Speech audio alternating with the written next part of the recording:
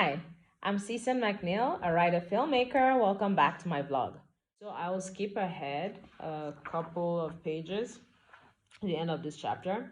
So they spend many days wandering around the forest. Well, not wandering; they are searching for her village, and then eventually they see it over the hill, and it's night and it's raining. So they decided, okay, let's just spend one more night in the forest, freshen up tomorrow, and then appear in the village in the morning.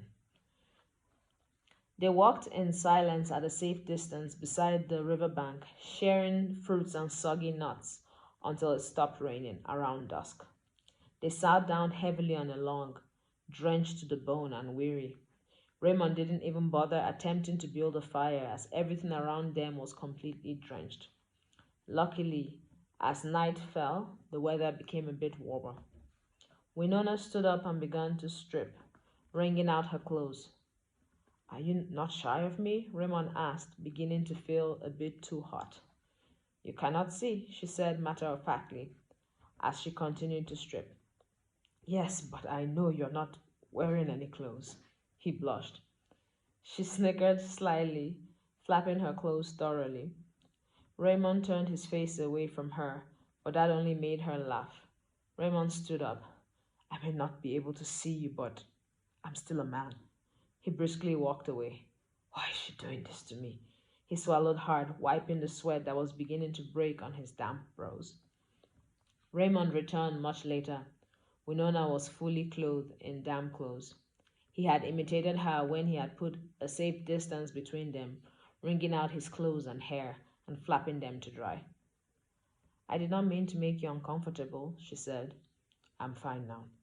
He sat down close to her so that he could share the soggy grains he had found with her. Winona spotted the deep scars she remembered from earlier on his wrists as he handed her a handful of barley stalks. Raymond, those scars on your wrist, how did you get them?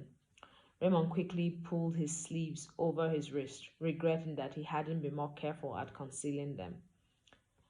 I've had a very hard life. He did not elaborate further and was grateful that she didn't push. Winona was quiet for a time.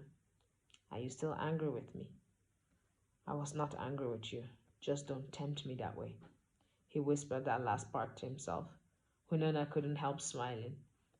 They were both shivering slightly in their damp clothes, and so naturally they shifted closer to each other for warmth.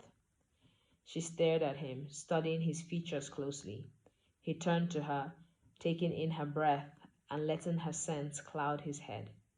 They inched closer to each other, and this time he didn't stop their lips from pressing against each other's.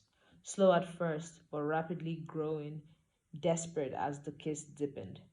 They clung tightly to each other, running their fingers through each other's hair and tenderly touching each other's faces. Their kisses were full of need, longing, ecstasy, and immense passion.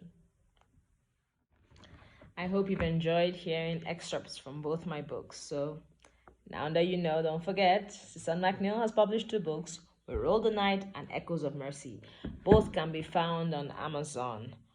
But if you want a copy, DM me and I'll get you a copy.